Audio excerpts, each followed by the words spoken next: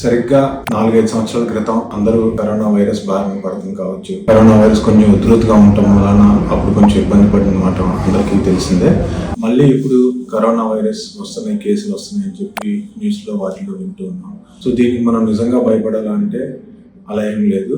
పోయినసారి first wave కానీ second wave కానీ ఇబ్బంది పడిన వారిలో చాలా మంది ఎక్కువ ఇబ్బంది పడింది ఏంటంటే టెన్షన్ పడింది. అంటే చాలా మందిలో జలుబు, జ్వరం ఇట్లా వచ్చి తగ్గిపోయింది. కానీ ఎవరైతే కొంచెం ఎక్కువగా టెన్షన్ పడ్డారో వారిలో కొంచెం ఎక్కువగా వ్యాధి తీవ్రత కావచ్చు ఎక్కువగా ఉంది, ఆక్సిజన్ అవసరం పడి ఇబ్బంది పడ్డారు. సో ఫస్ట్ ఎవరు కూడా భయపడద్దు. భయం అన్నిటికీ ఇబ్బంది పెట్టిందని మూల కారణం.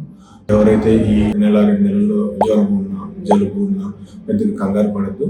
జస్ట్ చిన్న డోలో టాబ్లెట్స్ కానీ లేకపోతే జలుబు టాబ్లెట్స్ కానీ వేసుకోండి, లేదా దగ్గరలో ఎవరైనా డాక్టర్ ఉంటే డాక్టర్ చూపించుకోండి. అందరూ ముఖ్యంగా పాటించాల్సింది ఏంటంటే శానిటైజేషన్, రిపీటెడ్ గా చేతులు కడుక్కోవటము, మాస్కులు ధరించడం, పబ్లిక్ ఎక్కువగా ఉండే ప్లేస్ని కొన్ని రోజులు అవాయిడ్ చేయడం. ఈ జాగ్రత్తలు తీసుకోవడం మూలన మీ ఆరోగ్యం మీ చేతుల్లోనే ఉంటుంది, సమాజానికి కూడా మంచి చేసిన వారు అవుతాము. సో ఇవన్నీ పాటించి ఎవరు కూడా అధైర్యపడకుండా జాగ్రత్తగా ఉండండి. Thank you.